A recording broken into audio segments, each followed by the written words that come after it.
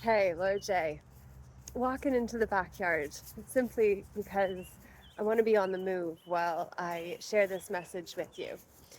Today, Monday, July 6th, is the first time that we will be gathering for what I had intended to be a 10-week mastermind group that nobody signed up for yet, only because people haven't known what they'd be getting for doing so, which is entirely fair. I totally understand. And then I also understand the fact that it is not better to get more time, all of that. This is really beautiful. So I want you to be able to get to enjoy these blossoms as the bees are and do. And I want to say to you that we can be busy like a bee, or we can be intentional. And the difference that it makes in the larger scheme of things is significant. The difference it makes to be busy like a bee and get things done compared to when we say, okay, that was fun and I'm serious. I really want to connect, get this information across to you. You get my drift? Oh my gosh, it seems like there's actually like a square above there where maybe it's a reflection from the camera, but that's really strange because it's staying on the screen just above my head. There, it stops right here, it begins to fade. Do you notice that? Or is that going to show up? I wonder. But anyway, July 6th, tonight, is a free call. And it's not the first of 10 calls, but it is the announcement that in 10 weeks we are having a private gathering. The Purple Hill Creative Continuum gathering is going to be in 10 weeks from today. And what that means is that today we're going to gather and we're going to see some of the characters that are interested in the real story of Rome I've been writing, the reality of my existence as to the acronym Rome stands for in my realm, and yet also respecting the fact that our history is not just his story, it is our story that has been proclaimed and owned by him who is not actually real. For the man is a concept, a fallacy, an idea. And that's where the dias of big dias, of the dia tree of creation comes in. Because big dias are simply big gods, the big dogs at the top. Wow, that's very profound.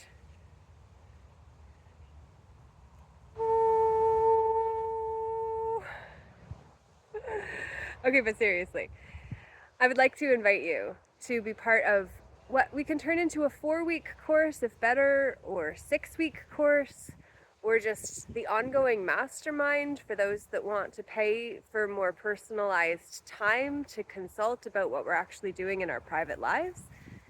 Like, I've been putting people acting in public positions on notice since 2020. 2021, in fact, was when I first started notifying men and women acting in public positions of things that I was noticing that I wanted them to respond to.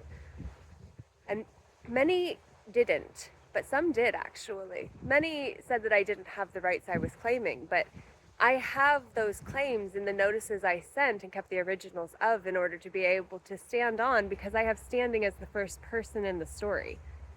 I am telling my story. I wrote those notices. I sent those notices. And I could have caused karma between the men and women that I put on notice in the process of trying to let them know that I noticed something that they were involved with professionally as part of their job. That big triangle, the hierarchy, positionally of a matrix leadership structure. Mr. Tobes comes in and then it's like, oop, I'm not into being on camera. Bless you. Yeah, bless me, bless you, bless him, bless us all.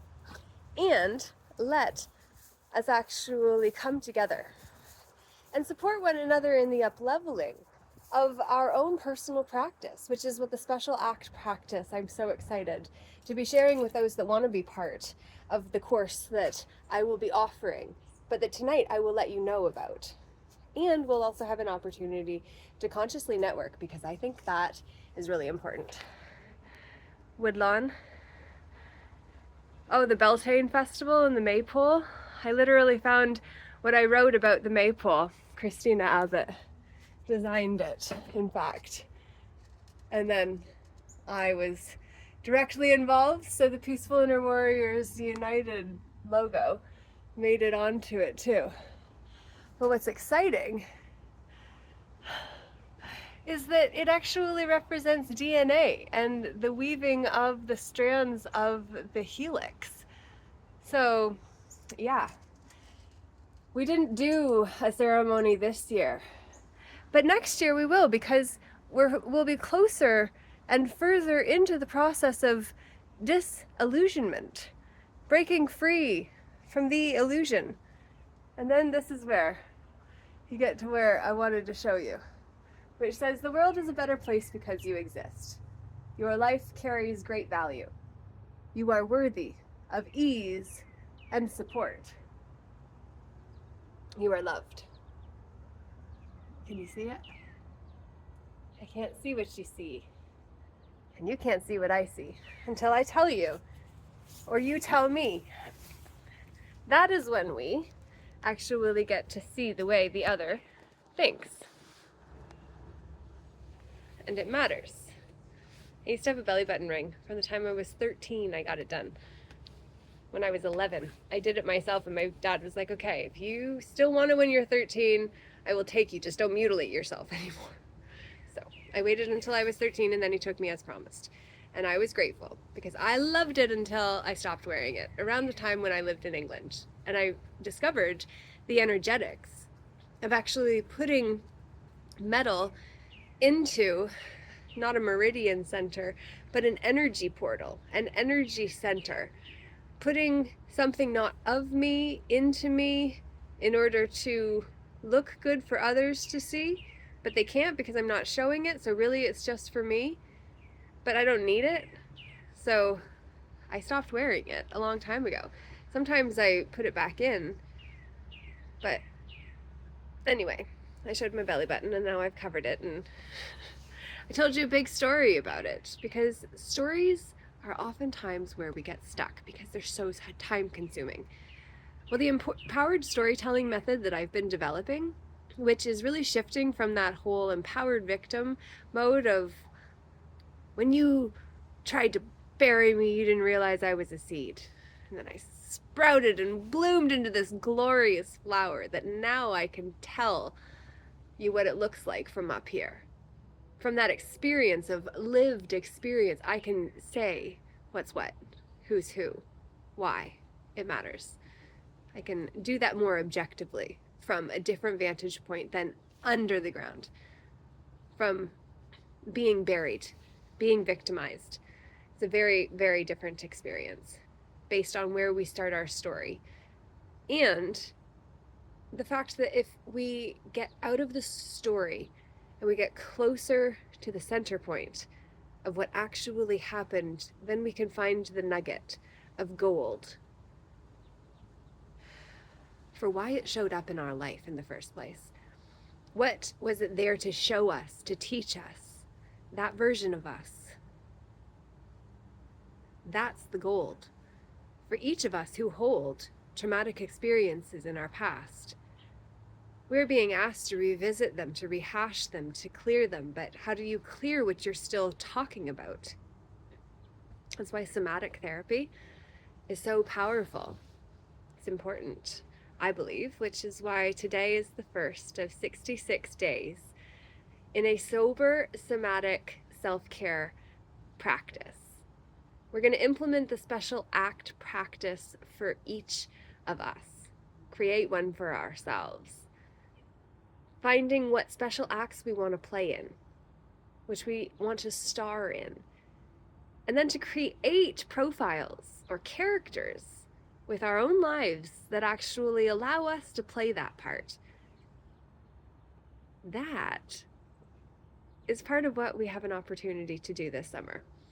So maybe what I realize as I sit here on this beautiful Monday, July 6th morning at 8:54 a.m. where I am, it's settling into the recognition that my plan and the divine plan don't always carry the same timeline, and that's okay. I'm going to move my hair away from my face and then also say that what is so exciting to me is that I realize that it is literally about the marker between what we are promoting and co-creating with an inaugural gathering, not festival, that is happening on sacred lands that have brought so many together as part of a clan, not just of Peaceful Inner Warriors United, which is the initiative that I've been driving forward since it came to me in 2017 while writing my first book, or starting writing my first book, which took 5 years to rewrite me before the world could see what was being written then. All that time, it rewrote me so then I could pen what I did with Fully Committed, the Sacred Sojourn of Now, which I've got way too many copies of. So I am offering them as a donation with the purchase of my second book that I am working on now. And I'm also bringing it into the mastermind that book is being written by. Because what I know is that I don't really want to just sit on this information anymore. I don't think I can. I don't think I'm allowed. All owed to the Almighty. Almighty, baby. Well, who is Almighty? What might he do? I wonder. I'm being facetious. I don't know if that's the right word. In fact, I was simply playing with the words as I spoke them. Because when you actually get out of your head so you can speak from your heart, you don't know where you're going to go or where you'll start. It can be scary. And then it's also liberating to release yourself from the need to know where you're going to go. And it's also really helpful to have an intention, because your intention is where you're going to camp out energetically. Your ions are the energetics within you that you employ. But if you tent them up, that's generally where you settle. And if it's inside of you because of the intention, well, then you're going to have some inner tension where you are stopped and are meant to be moving. Because energy is always meant to be moving. It's just sometimes we get tired and so we say, okay.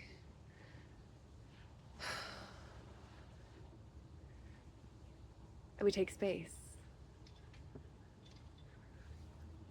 We go from a very different, lively space. We breathe deeper. Because we're not needing to talk, which would mean to breathe faster. And breathing slower gives us that presence.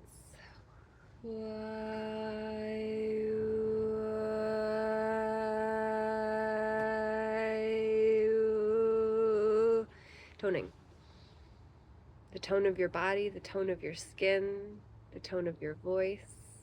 It all begins with the vagus nerve. Not Vegas where you gamble, but back where you heard that life was meant to be lived full on, not trying to escape from the moment. And that is why we have to try to find the truth of who and whose we are. That's when we'll star in the movie of our life.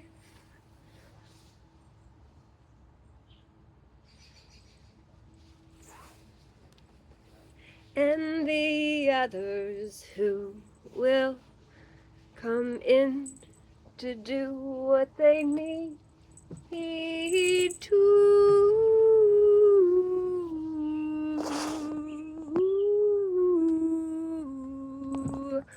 Hey,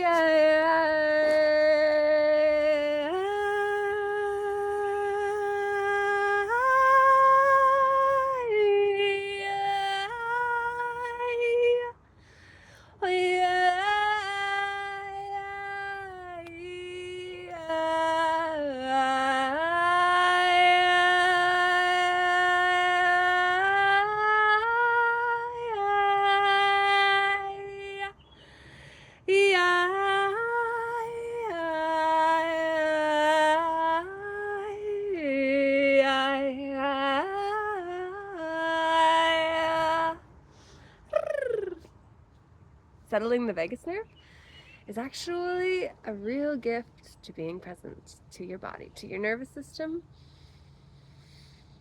So I hope that me being me helps you be you as only you can do, and me too.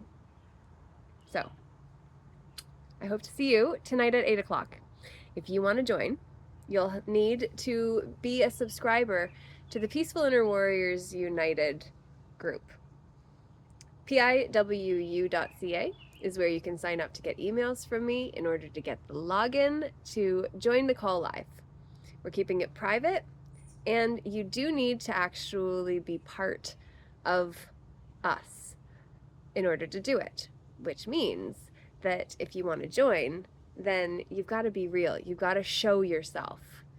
So if you show inappropriate parts of yourself and try to disturb others for your own pleasure or humor or whatever it is that you get from being inappropriate in an online space by exposing your privates in a way that others don't need to see nor want to see, and it's offensive to many to be exposed to, that will get you banned.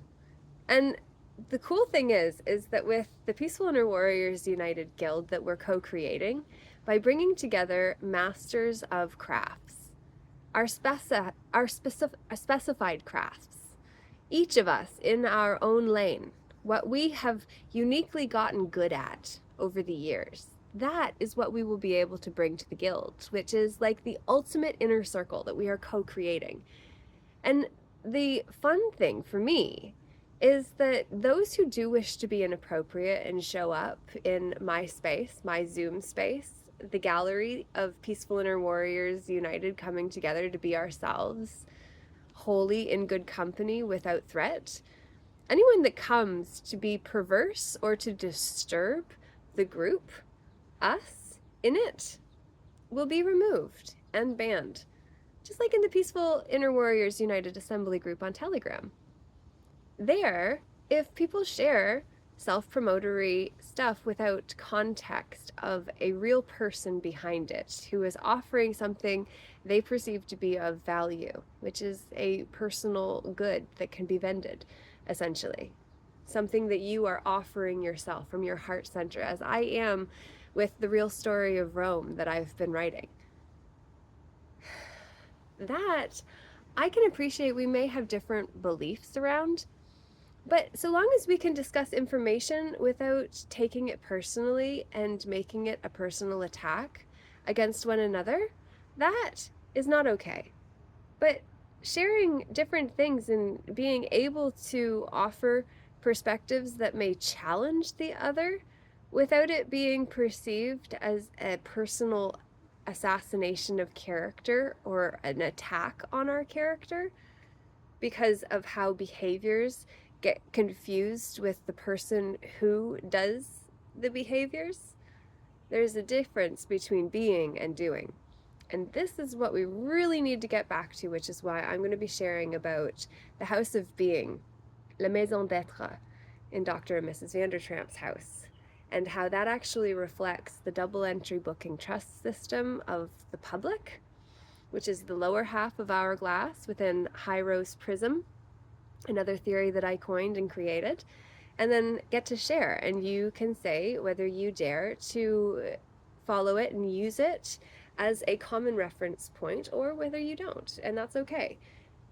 I am not about attacking anyone. And that's the irony with these notices that I have put public officers on notice of in their private capacity, making them responsible whether they're wearing the suit or not. That is a personal attack. My name has listed or named them as the one that I have put on notice that if anything happens, they're responsible for their role in what I am calling them on and bringing to their awareness. So they can't just say, well, I didn't know. Yeah, you did, because I notified you. I put you on notice. So the fact is, I'm not looking to fight or war with anyone. And I also understand why these men and women have not responded or why they have responded in the diversionary way that they have. I get it, their hands are tied. Their hands are bound to the corporate ship because piercing the corporate veil does a whole lot more than just bring down one ship. It's a whole construct, a whole ideology, not just an ideology, but a whole framework of a culture that is the cult you are part of for as long as you are buying into it, giving your energy to it. These things make a big difference in the grand scheme of things. And if we don't understand this at a fundamental core level, we will not fund a proper mental theory about what's going on. And instead, we'll get into stories that take a lot of time and keep us cycling in our mind, when what we need is to drop into our heart. So going back to these men and women that either have or have not responded to me, and I understand why on both fronts, it's also an opportunity to say, I'm not looking to war with them personally, but I am saying that what I am noticing is impacting you as well. What I am noticing impacts all of us. The children that have not yet been born as well, which we have a responsibility to think for, to act on behalf of. They're not here to do it for themselves. We must do it for them. And that is precisely what is said of those relegated to a third party position within their legal person, or within their public person, I should say. The public persona, relegated from the proper office of the propuria persona, the first person able to say, je suis juris, I am right, because I write it myself. That first person position of I, who sees and notices things, to others who are also responsible when they are the I that is on notice by the other, in the case of the one who then is on notice because I noticed what they were doing and said it wasn't okay. All of these choices matter because it is impacting us energetically, which is where karma comes in. And why maybe a mark, a letter of mark, a mark is karma backwards, with a space between the A and mark, because ultimately a mark means there's an article, which articles are what tie in with Noah's sons who covered him when he was naked in his tent, that represented the sanctum sanctorum of his inner heart. This is where we see that when his sons walked in backwards, carrying their clothes, their colors, their plaids, their livery, and when they covered their father with their livery, well, now he was covered. And it was no longer his truth, it was theirs that showed first. And this is what happens when we make something private public, which was what Ham did as to why Noah cursed his son, Canaan, which in my mind actually connects to the canons that the church brought into the secular realm, and why the Council of Nicaea, that actually organized the world of nations, how that actually connects to the fact that the concept of humanity is an egregore, that we have bought into and been brought under the whole world, because that's what it is said to apply to. And it's not just this religion of Judaism or Christianity that is covered by that. It is also Islam and Muslim, because those three are each part of the Abrahamic religions whose stories come from the story of Abraham. Abraham, abracadabra. I speak, so I create. Abracadabra. I speak as I create. I believe it is. The spell itself. So if Abraham was the father of those three religions, and then within it, Noah had 3 sons, that seems like a trinity, doesn't it? There are a lot of patterns if we actually look at the stories from a different vantage point than what we maybe have before. And that is precisely what we will be doing this summer together. But tonight what we're going to do is gather and see what people have capacity for.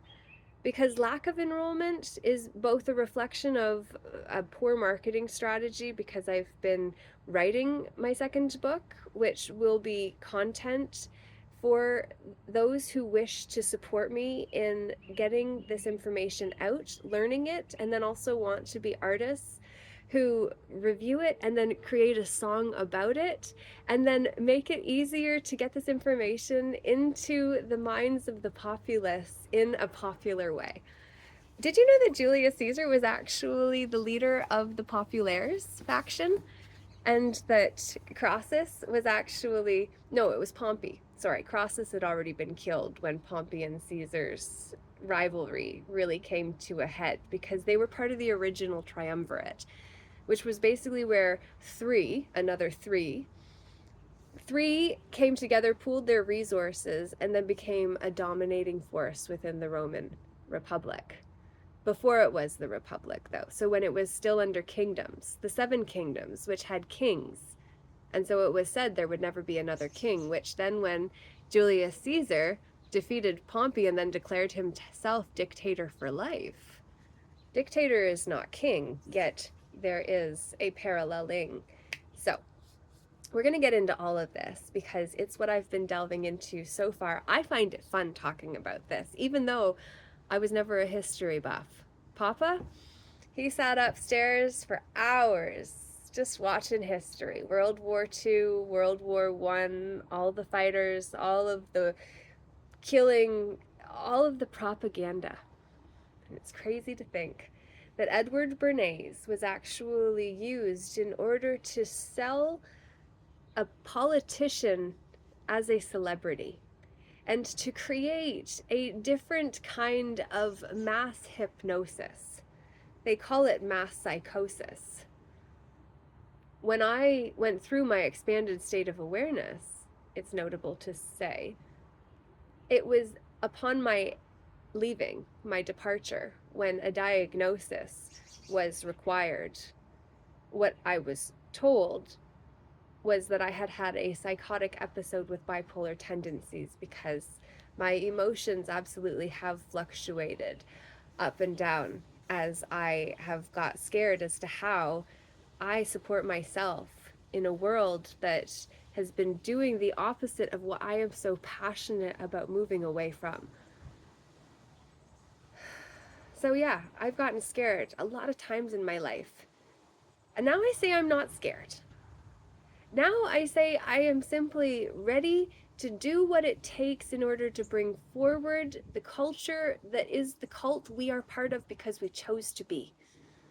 I don't want to be in a world so disconnected where we go through a trauma or a tragedy and we take out a phone and then get captivated by the screen.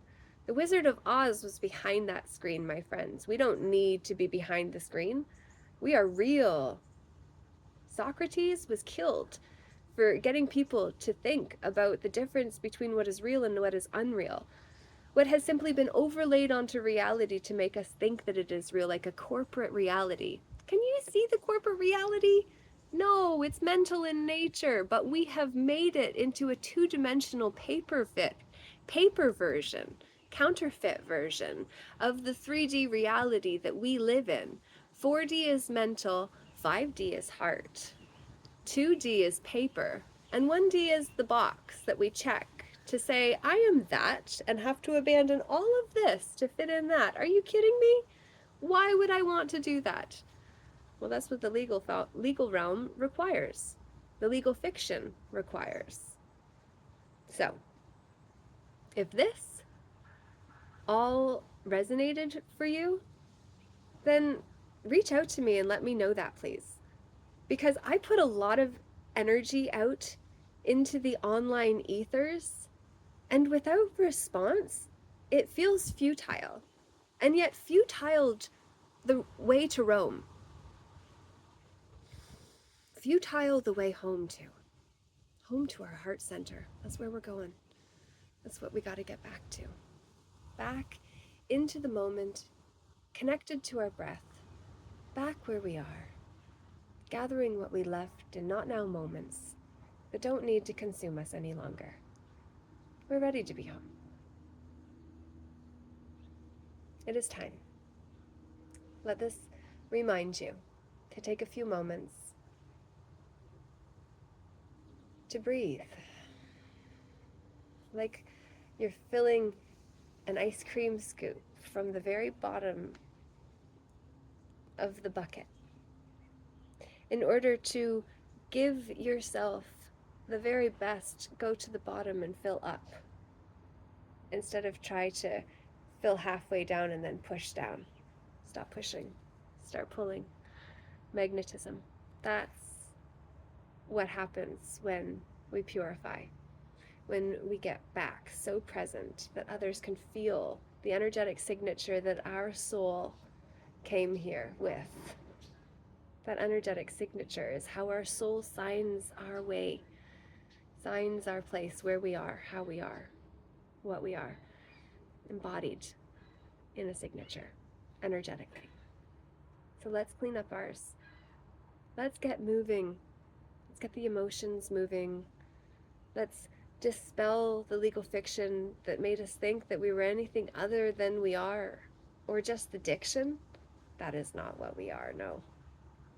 We are the ones who came here to do the seemingly impossible by coming together and creating something that not only supports and uplifts us, but is also in place to support generations to come, because they matter. And we are at a perilous time because the propensity for our continuation dwindles if there is a fear of the future.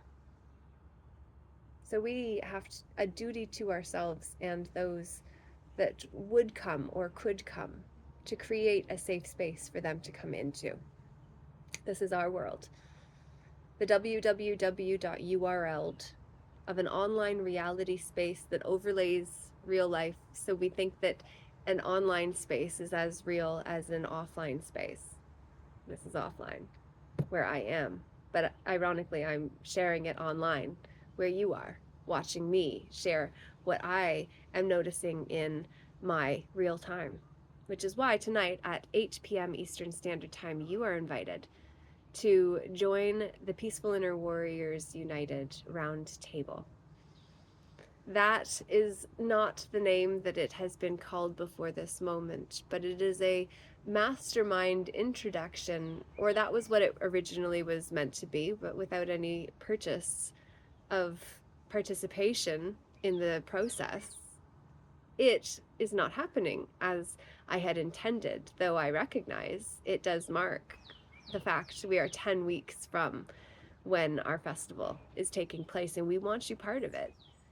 We want people who want to be part of a guild where we can bring forward the skills that we have mastered, to share with others, to let people know that we exist and have value to offer, and that we have techniques, tips in the trades that we could share with others who would benefit from it, from knowing it, finding it out, that wouldn't have known how to find it or where to find those experts that would be able to share such valuable information if we didn't have a space to gather, which is what the Peaceful Inner Warriors United Guild is.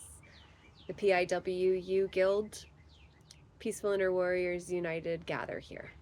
This is where we share skills, connection, where we come into our greater and wholer selves than we ever have been able to access before. And we do it in good company. So I can't wait to see who joins this call tonight. And I appreciate how it has morphed from being a 10-week course to simply a marker of when the graduation ceremony is going to be from what is being created with us gathering this night.